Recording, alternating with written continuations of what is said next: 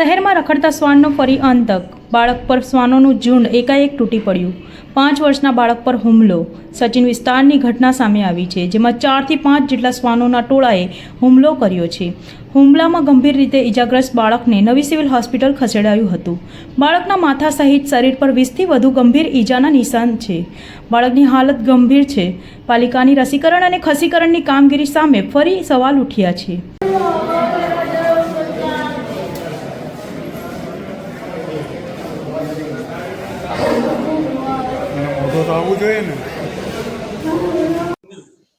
Sachin GIDC diamond eco park करके company है। वहाँ पे एक बच्चे को 4-5 कुत्ते खींच के लेके गए थे। पूरे शरीर पे बाइट किया है। कम से कम 20 वुंड्स पूरे शरीर पे हैं और प्राथमिक सारवार के बाद अभी सर्जरी की सारवार के हेठड़ है बच्चा।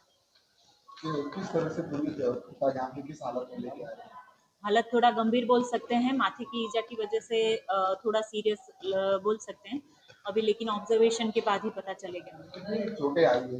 कम से कम 20 वुंड तो हैं।